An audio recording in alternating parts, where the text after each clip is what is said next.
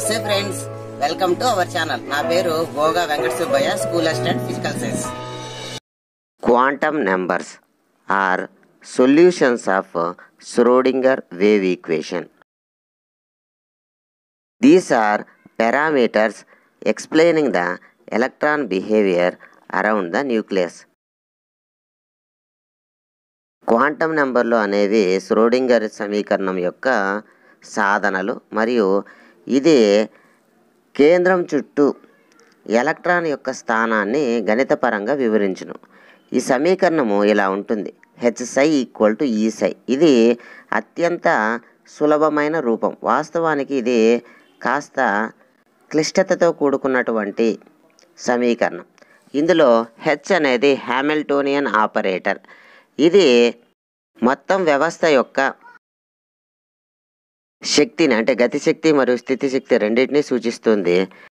ఇక్కడ రెండు energy operator. ఇది అటామిక్ సిస్టమ్ యొక్క ఎనర్జీ క్వాంటైజ్ అవుతుంది అని తెలుపుతుంది, అంటే కొన్ని నిర్దిష్టమైన వాల్యూలకు పరిమితం అవుతుందని తెలుపుతుంది. మరి సై, ఈ గుర్తు గ్రీకు భాషా పదం సై. ఇది వేవ్ ఫంక్షన్ లేదా అటామిక్ ఆర్బిటాల్ని సూచిస్తుంది. అంటే ఈ అటామిక్ ఆర్బిటాల్ ఏం తెలుపుతుందంటే, it gives mathematical description of electrons matter wave in terms of position 3 dimensional. అంటే గణితపరంగా ఎలక్ట్రాన్ మ్యాటర్ వేవ్ యొక్క త్రిమితీయంగా స్థానాన్ని లేదా ఎలక్ట్రాన్ యొక్క అడ్రస్ను ఈ అటామిక్ ఆర్బిటాల్ తెలుపుతుంది. సాధారణంగా క్వాడ్రాటిక్ ఈక్వేషన్ లేదా వర్గ సమీకరణాన్ని తీసుకుంటే దాని యొక్క సాధనలు ఫైనైట్గా, అంటే కొన్ని నిర్దిష్టమైన విలువలు. వర్గ సమీకరణం కదా, ఎక్స్కు 2 సాధనలు ఉంటాయి. ఇక్కడ x = 2, x = 3 అనేవి ఈ సమీకరణానికి సంబంధించిన సాధనలు. అంటే ఫైనైట్ వాల్యూ, లెక్కించదగిన విలువలుగా ఉంటాయి. మరి ష్రోడింగర్ తరంగ సమీకరణమైన ఈసై = హెచ్ అనే దాని యొక్క సాధనలు ψ1, ψ2 ఇలా ψ3. ఈ అటామిక్ ఆర్బిటాల్కు సంబంధించిన సాధనలు అనంతంగా ఉంటాయి, ఇన్ఫైనైట్గా ఉంటాయి. ఇక్కడ ముందు చెప్పుకున్నట్టు సై అంటే వేవ్ ఫంక్షన్ లేదా అటామిక్ ఆర్బిటాల్. మరి ఇది 3 పారామీటర్ల పైన ఆధారపడుతుంది. అవి ఏంటంటే ఎన్, ఎల్, ఎంఎల్. ఇక్కడ సై ఆఫ్ ఎన్, ఎల్, ఎం అనేది ఒక సెట్ ఆఫ్ కాంబినేషన్. ఒక సెట్ ఆఫ్ కాంబినేషన్ అనేది ఒక సొల్యూషన్. ఈ ఎన్ఎల్ఎం అనేది ఈ సెట్ ఆఫ్ కాంబినేషన్ లేదా ఈ అటామిక్ ఆర్బిటాల్ సొల్యూషన్ అనేది మనకి ఏం తెలుపుతుందంటే, find the probable location of electron. Electron కనుగొనేందుకు ఉన్న సంభావ్యతను తెలుపుతుంది ఈ అటామిక్ ఆర్బిటాల్ లేదా వేవ్ ఫంక్షన్ అనేది.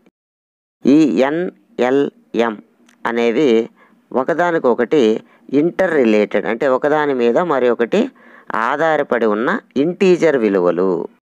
ఇప్పుడు క్వాంటం సంఖ్యలైన ఎన్, ఎల్, ఎంఎల్ మరియు వీటితో పాటు ఎంఎస్ అనే 4 క్వాంటం సంఖ్యల యొక్క వివరాలను మనం ఈ వీడియోలో తెలుసుకున్నాం. 4 క్వాంటం సంఖ్యలను విజువలైజ్ చేయడం కోసం, పిల్లలకు ఒక దృశ్య రూపాన్ని ఇవ్వడం కోసం ఇక్కడ సెల్స్ను ఈ విధంగా న్యూక్లియస్ చుట్టూ గీయడం జరిగింది. ఎన్ అంటే ప్రిన్సిపాల్ క్వాంటం నెంబర్, దీన్ని స్మాల్ ఎన్తో సూచిస్తాం. ఇది ఏం తెలుపుతుందంటే షెల్, దీన్నే కర్పరము అంటాం, లేదా ఎనర్జీ లెవెల్ అంటే శక్తి స్థాయిలను సూచిస్తుంది. ప్రతి క్వాంటం నెంబరుకు ఇంటీజర్స్ అని తెలుసుకున్నాం, అంటే కొన్ని మ్యాథమెటికల్గా విలువలు ఉంటాయి మరియు ఇంగ్లీష్ లెటర్ రిప్రజెంటేషన్ ఉంటుంది. ఇలా ఈ ప్రిన్సిపాల్ క్వాంటం నెంబర్కి 1 నుంచి స్టార్ట్ అయ్యి 1, 2, 3, 4 అప్ టు ఇన్ఫినిటీ వరకు మనము షెల్స్ను సూచిస్తాం, ఇక్కడ సూచించినట్టు. మరి దీనికి ఇంగ్లీష్ లెటర్ సింబల్స్ వచ్చి కే, ఎల్, ఎం, ఎన్. అంటే మొదటి షెల్ను కే షెల్ అనొచ్చు, రెండో షెల్ ఎల్ షెల్, మూడో షెల్ ఎం షెల్, నాలుగో షెల్ ఎన్ షెల్. ఈ ప్రిన్సిపాల్ క్వాంటం నెంబర్ ద్వారా మనం ఏం తెలుసుకోవచ్చు అంటే సైజ్ ఆఫ్ ద ఆటం యొక్క పరిమాణాన్ని తెలుసుకోవచ్చు మరియు ఎనర్జీ ఆఫ్ ద షెల్ కర్పరం యొక్క శక్తిని తెలుసుకోవచ్చు. మరి సైజుని ఎలా తెలుసుకుంటామంటే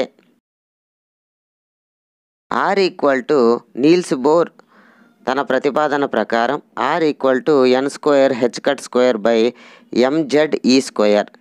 ఇక్కడ atomic radius are proportional to N square. N అంటే ప్రిన్సిపాల్ క్వాంటం నెంబర్. అంటే ప్రిన్సిపాల్ క్వాంటం నెంబర్ పెరిగే కొద్దీ అటామిక్ రేడియస్ పెరుగుతుంది. అంటే ఎన్ ఎక్కువ ఉంది అంటే ఆ ఆటం యొక్క సైజు ఎక్కువ ఉన్నట్టు మనం గ్రహించవచ్చు. అదేవిధంగా ఎనర్జీ ఆఫ్ షెల్ ఎలా లెక్క కట్టాలంటే EN is equal to -13.6 by N square electron volts అనేది సూత్రం. ఇక్కడ మొదటి షెల్కు ఎనర్జీ కనుక్కోవాలంటే E1 is equal to -13.6 by 1 square that equal to -13.6 electron volts అవుతుంది. అదేవిధంగా రెండవ ఎనర్జీ లెవెల్ యొక్క ఎనర్జీని కనుక్కోవాలి అని అంటే -13.6 బై ఎన్ స్క్వేర్ స్థానంలో ఎన్ ఈక్వల్ టు 2 ఉంచుతాం. అంటే -13.6 బై 4 అవుతుంది. దాని వాల్యూ -3.4 ఎలక్ట్రాన్ వోల్ట్స్ అవుతుంది. అదేవిధంగా E3 is equal to -1.5 electron volts అవుతుంది. ఇక్కడ E1 కన్నా అంటే మొదటి శక్తి స్థాయి కన్నా రెండవ శక్తి స్థాయి యొక్క శక్తి ఎక్కువ. అదేవిధంగా రెండవ దానికన్నా మూడవది ఎక్కువ. ఇలా అనంత దూరం పోయే కొద్దీ శక్తి స్థాయి విలువలు క్రమంగా పెరుగుతాయి. అదేంటి 13.6 కన్నా 3.4 చిన్నది కదా, మరి శక్తి తగ్గాలి కదా అనే పిల్లలకు సందేహం కలుగుతుంది. మొదట నెగిటివ్ ఉన్నది గమనించండి. -13.6 కన్నా -3.4 పెద్దది. -3.4 కన్నా -1.5 పెద్దది. ఇలా నెగిటివ్ విలువలు ఎందుకు వచ్చాయనంటే నీల్స్ బోర్ ప్రకారం ఈ ఇన్ఫినిటీ అనంత దూరంలో ఉన్నటువంటి కర్పరానికి లేదా షెల్ యొక్క శక్తిని 0 ఎలక్ట్రాన్ వోల్ట్స్గా తీసుకోవడం వల్ల అంతకన్నా ముందున్నవన్నీ కూడా నెగిటివ్ అయ్యాయి. మొత్తం మీద కే షెల్ కన్నా ఎల్ షెల్ కన్నా ఎం షెల్ కన్నా ఎన్ షెల్ యొక్క శక్తి పెరుగుతుంది అనేది గుర్తించాలి. సై వేవ్ ఫంక్షన్ లేదా అటామిక్ ఆర్బిటాల్ను వివరించడంలో రెండవ క్వాంటం సంఖ్య అజిముతల్ క్వాంటం సంఖ్య లేదా యాంగులర్ మొమెంటం క్వాంటం నెంబర్. దీనినే తెలుగులో కోణీయ ద్రవ్యవేగ క్వాంటం సంఖ్య అంటారు.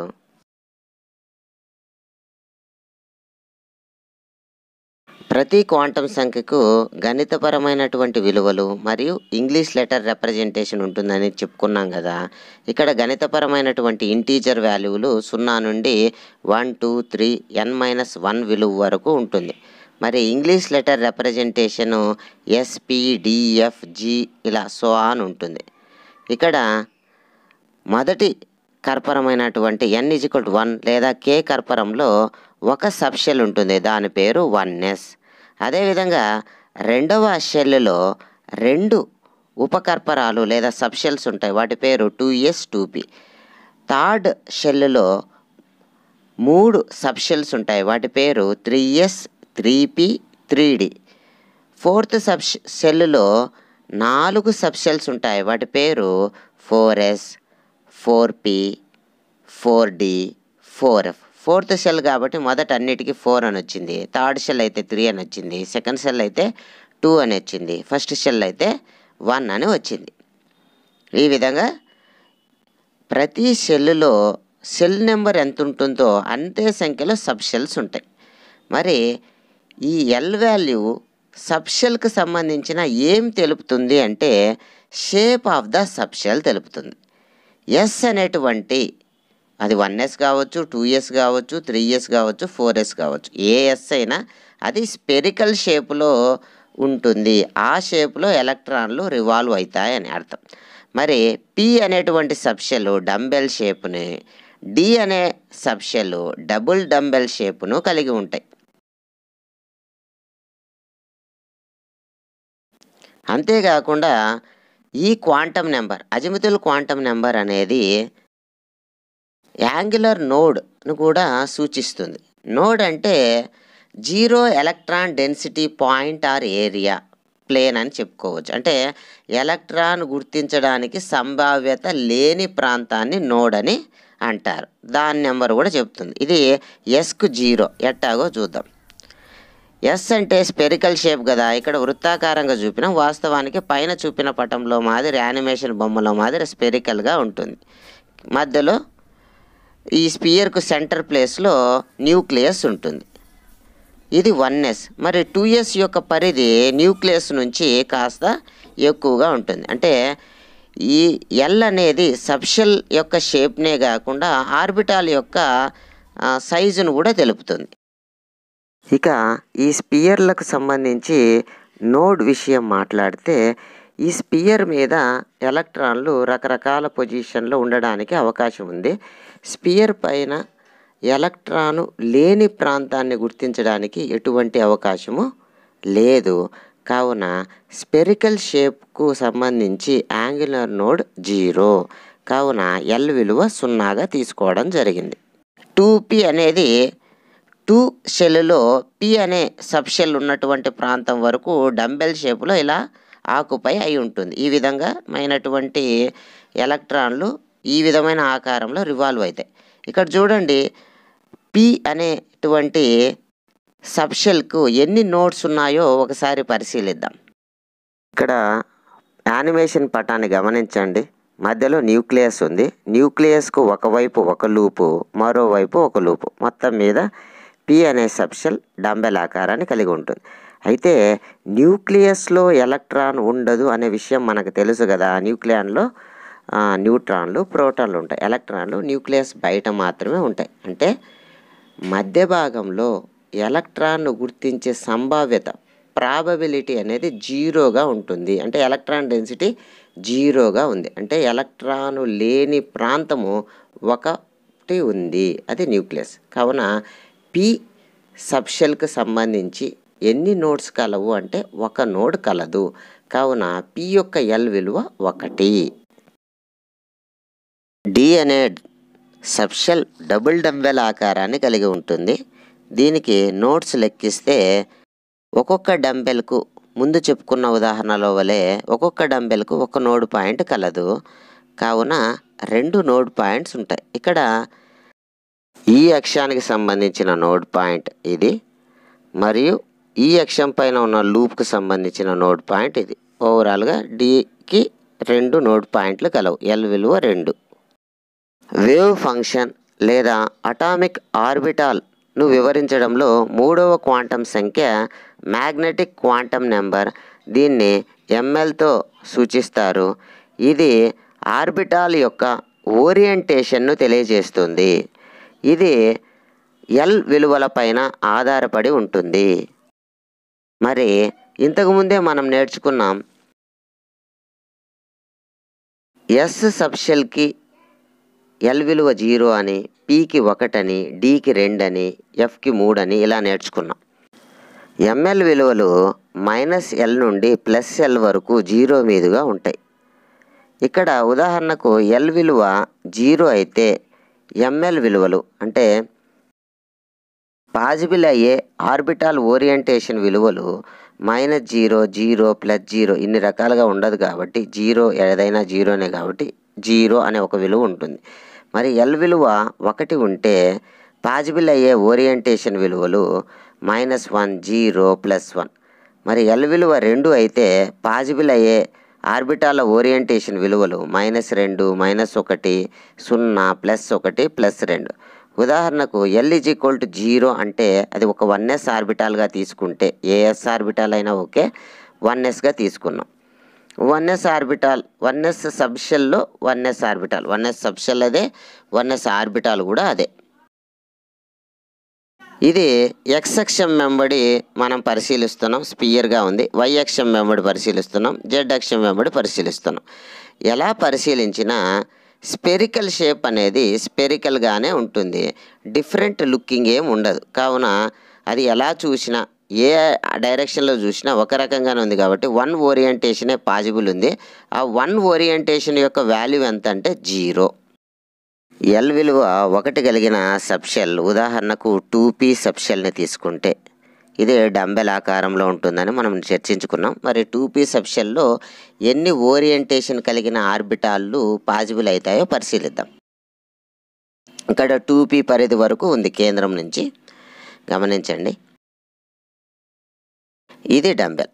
ఈ డంబెల్ ఎక్స్ యాక్సిస్ వెంబడి ఒక ఓరియంటేషన్, వై యాక్సిస్ వెంబడి ఒక ఓరియంటేషన్, జెడ్ యాక్సిస్ వెంబడి ఒక ఓరియంటేషన్, అంటే 3 రకాల ఆర్బిటాలకు అవకాశం ఉంది.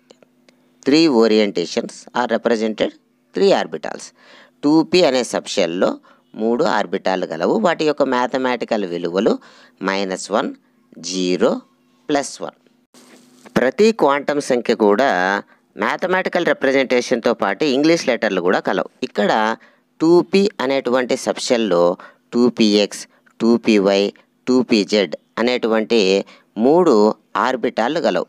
మ్యాథమెటికల్ రిప్రజెంటేషన్ వచ్చి -1, 0, +1. ఇంగ్లీష్ లెటర్ రిప్రజెంటేషన్ వచ్చి 2px, 2py, 2pz 3 ఆర్బిటాలు. అదే ఎస్కి అయితే 1s సబ్షెల్లో 1s అనే ఆర్బిటాల్ మాత్రమే ఉంటుంది, ఏ తేడా లేదు. అదే ఆర్బిటాలు, అదే సబ్షెల్. మరి ఈ మూడిట్లో ఏది దేన్ని సూచిస్తుంది యాక్యురేట్గా అంటే సాధారణంగా జెడ్ యాక్సిస్ను రెఫరెన్స్ యాక్సిస్గా తీసుకుంటారు స్టాండర్డ్ బుక్స్లో. కావున 2pzకు 0, 2px, 2pyలో దేనికైనా +1 తీసుకోవచ్చు, దేనికైనా -1 తీసుకోవచ్చు. ఇది స్టాండర్డ్గా మనం చెప్పుకోవాల్సింది. కానీ సాధారణంగా జనరల్గా 2px, 2py, 2pz ఇలా రాసేసి -1, 0, +1 అని ఒక క్రమాన్ని పిల్లలకు ఇంజెక్ట్ చేయాలా అనే ఉద్దేశంతో ఇలా క్రమాన్ని రాసి చెప్తూ ఉంటారు. పెద్ద మిస్టేక్ ఏం కాదు. పిల్లలకు మనం ఈ భావన మొదటిసారిగా పరిచయం చేస్తున్నాం కాబట్టి వాళ్ళు భవిష్యత్తులో యాక్యురేట్ ఏదో నేర్చుకుంటారు. సరైనదైతే pzకు 0 తీసుకోవడం అనేది. ఇక్కడ చూడండి 1s, 2s, 2p ఇవన్నీ కూడా సబ్షెల్ని చూపిస్తాయి. మరి అందులో ఆర్బిటాల్స్ను ఇక్కడ మనం పటంలో చూపుతున్నాం. 1s అనే సబ్షెల్ అదే, 1s అనే ఆర్బిటాల్ కూడా అదే. 2s సబ్షెల్లో 2s ఆర్బిటాల్ కూడా అదే. మరి 2p సబ్షెల్లో 2px, 2py, 2pz అనే 3 రకాల ఆర్బిటాలు కలవు. 3sలో 3s ఆర్బిటాల్ అదే, 3s సబ్షెల్ అదే. 3pలో 3px, 3py, 3pz అనే ఆర్బిటాలు, 3p అనే సబ్షెల్. అదేవిధంగా 3d అనే సబ్షెల్లో 5 రకాల ఓరియంటేషన్ పాజిబుల్ ఉన్నాయి. వాటి యొక్క 5 రకాల ఆర్బిటాల యొక్క పేర్లు ఏంటి అంటే dxy, dyz, dzx, dx² - y², dz². డీకి సంబంధించిన ఇంగ్లీష్ రిప్రజెంటేషన్లు ఇక్కడ చూసాం. మరి మ్యాథమెటికల్ వాల్యూస్ సాధారణంగా రెఫరెన్స్ యాక్సిస్ జెడ్ యాక్సిస్ అని చెప్పుకున్నాం కదా. కావున dz² యొక్క ml వాల్యూ 0. అదేవిధంగా dxz, dyz యొక్క విలువల్లో ml వాల్యూ దేనికైనా +1, దేనికైనా -1 తీసుకోవచ్చు. అదేవిధంగా dxy, dx² - y²లలో దేనికైనా +2, దేనికైనా -2. ఈ విధంగా 5 రకాల మ్యాథమెటికల్ విలువలు 5 రకాల ఆర్బిటాలను రిప్రజెంట్ చేస్తాయి. ఎస్ సబ్షెల్ ఎక్కడున్నా కానీ అది 1s కానీ 2s కానీ అదే సబ్షెల్, అదే ఆర్బిటాల్. అదేవిధంగా 2p అనే సబ్షెల్ ఎక్కడున్నా, p సబ్షెల్ ఎక్కడున్నా 2p కానీ 3p కానీ 4p కానీ ఏదైనా దాంట్లో 3 రకాల ఆర్బిటాలు ఉంటాయి, px, py, pz.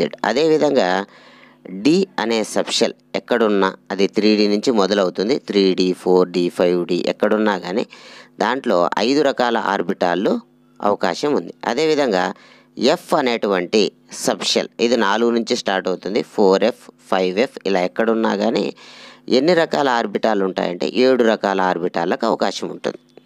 న్యూక్లియస్ చుట్టూ ఎలక్ట్రాన్ల యొక్క మేఘము ఈ విధంగా ఉంటుంది. ఇక్కడ ఎన్ని డాట్లు పెట్టినామో అన్ని ఎలక్ట్రాన్లు అని అర్థం కాదు. ఒక ఎలక్ట్రానే అన్ని రకాల ప్లేసెస్లో ఉండేదానికి పాజిబిలిటీ ఉంది అని అర్థం.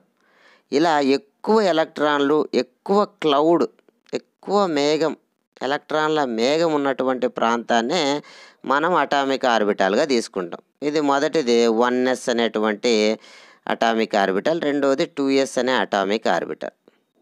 ఒక అటామిక్ ఆర్బిటాల్ని సూచించడానికి 3 క్వాంటం నెంబర్లు అవసరమవుతాయి. అవేంటో ఇక్కడ చూద్దాం.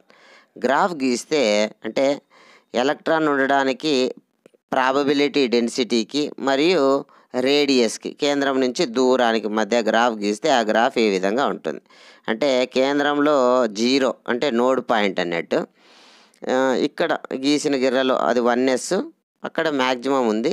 తర్వాత మళ్ళీ మ్యాక్సిమం ఎక్కడుంది, 2s కాడ ఉంది. అది 1s ఆర్బిటాల్, ఇది 2s ఆర్బిటాల్. 1s ఆర్బిటాల్కి సంబంధించిన సై సెట్ ఆఫ్ కాంబినేషన్ LMML విలువలు చూస్తే 1s కదా, 1 అనేది ప్రిన్సిపల్ క్వాంటమ్ నెంబర్ అని సూచిస్తుంది కాబట్టి n విలువ 1. s అనే సబ్షెల్కి L వాల్యూ 0, L వాల్యూ 0 కాబట్టి ML వాల్యూ కూడా 0 అవుతుంది. సై ఆఫ్ 100 అనేది 1s ఆర్బిటాల్ని సూచిస్తుంది. మరి 2s ఆర్బిటాల్ని సూచించే సై విలువ చూస్తే 2s కాబట్టి n వాల్యూ 2, n అనేటువంటి సెకండ్ షెల్లో ఉంది. s అనే సబ్షెల్ కాబట్టి 0, ML వాల్యూ కూడా 0. సై ఆఫ్ 200 అనేది 2s అనే అటామిక్ ఆర్బిటాల్ని సూచిస్తుంది. అదేవిధంగా మరికొన్ని అటామిక్ ఆర్బిటాల్ల యొక్క సై విలువలను పరిశీలించండి. 4వ క్వాంటం సంఖ్య స్పిన్ క్వాంటం సంఖ్య, దీన్ని ms అనే విలువతో సూచిస్తారు. ఇది intrinsic property of electron like particles. ఎలా అయితే ప్రతి వస్తువుకు మాస్ అనేది ద్రవ్యరాశి ఉంటుందో స్వతः సిద్ధంగా, ఈ స్పిన్ అనేది కూడా ఛార్జ్ పార్టికల్కి స్వతः సిద్ధమైనటువంటి లక్షణం అని చెప్తున్నారు. అయితే ఈ స్పిన్ అనేది n విలువ మీద, L విలువ మీద, ML విలువల మీద ఆధారపడదు, డస్ నాట్ డిపెండ్. ఇక్కడ ఎలక్ట్రాన్ స్పిన్ అవ్వడానికి ఉన్న పాసిబిలిటీస్ 2. ఒకటి యాంటీ క్లాక్ వైజ్, కదులుతున్నటువంటి ఆవేశము లేదా ఛార్జ్ అనేది కరెంట్ అని చెప్తున్నాం. మరి కరెంట్ మూవ్ అవుతూ ఉంటే దాని చుట్టూ మ్యాగ్నెటిక్ ఫీల్డ్ ఏర్పడుతుంది కదా. ఇలా యాంటీ క్లాక్ వైజ్లో తిరిగేటప్పుడు ఈ ఎలక్ట్రాన్కు కింది భాగంలో నార్త్ పోలు, పై భాగంలో సౌత్ పోల్ ఏర్పడుతుంది. అదేవిధంగా క్లాక్ వైజ్ తిరిగితే ఎలక్ట్రాన్ మూవింగ్ వల్ల ఏర్పడినటువంటి కరెంట్ ఉంది అని అంటే దాని చుట్టూ మ్యాగ్నెటిక్ ఫీల్డ్ ఉంటుంది. అయితే ఈ మ్యాగ్నెటిక్ ఫీల్డ్ ఏ డైరెక్షన్లో ఉంటుందంటే ముందు పరిస్థితికి వ్యతిరేకంగా, పైన నార్త్ పోల్ ఏర్పడుతుంది, కింద సౌత్ పోల్ ఏర్పడుతుంది క్లాక్ వైజ్లో తిరిగినప్పుడు.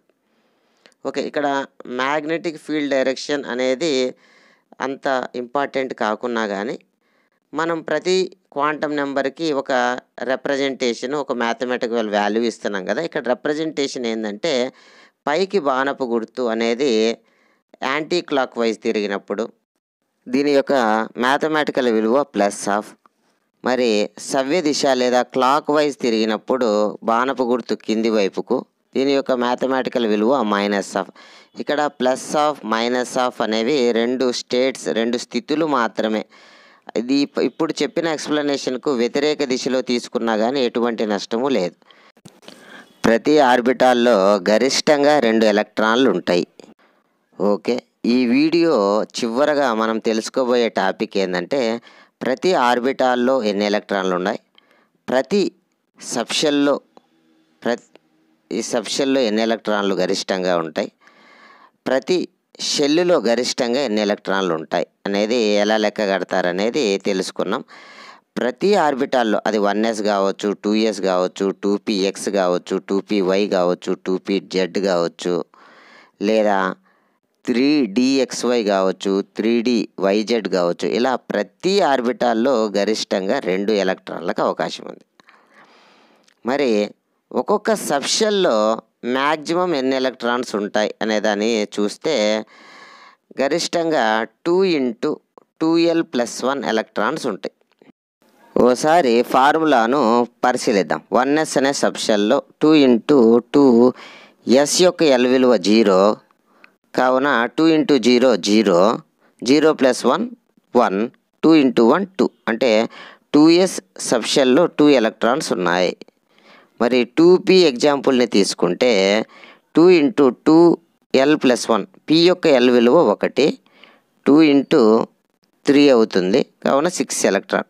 అంటే 2pలో 3 ఆర్బిటాలు ఉన్నాయి. ఒక్కొక్క ఆర్బిటాల్లో 2 ఎలక్ట్రాన్లు, మొత్తం మీద 6 ఎలక్ట్రాన్లు. కావున 2 × 2l+1 అనేది సబ్షెల్లోని మ్యాక్సిమం ఎలక్ట్రాన్లు. ఇప్పుడు ఈచ్ షెల్, ఒక్కొక్క షెల్లో ఎన్ని ఎలక్ట్రాన్లు ఉంటాయంటే సూత్రం 2n². ఉదాహరణకు ఫస్ట్ షెల్ తీసుకుంటే అందులో ఒకే ఒక సబ్షెల్, ఒక ఆర్బిటాల్ కలదు, అది 1s. కావున 1² తీసుకుంటే 1² 1, 2 × 1 1. మరి సెకండ్ షెల్ తీసుకుంటే అందులో 2sలో 2 ఎలక్ట్రాన్లు, 2pలో 6 ఎలక్ట్రాన్లు గలవు. కావున 8 రావాలి. 2² 4, 4 2 8. అదే మూడవ షెల్ తీసుకుంటే ఎస్లో 2, పిలో 6, డిలో 5 ఆర్బిటాలు ఉండే 5 రెళ్ళ 10 ఎలక్ట్రాన్లు. 10. 2 + 6 + 10 18 రావాలి. n = 3 తీసుకుంటే 2 × 3². 3 3 9, 9 రెళ్ళ 18. కావున గరిష్ట ఎలక్ట్రాన్లను గణించడంలో ఈ సూత్రాలు మనకు సహాయపడతాయి. 4 క్వాంటం సంఖ్యల గురించి ఈ వీడియోలో మనం క్షుణ్ణంగా తెలుసుకున్నామని భావిస్తున్నాను. మరిన్ని మంచి వీడియోల కోసం మా ఛానల్ని సబ్స్క్రైబ్ కాగలరు. ధన్యవాదాలు.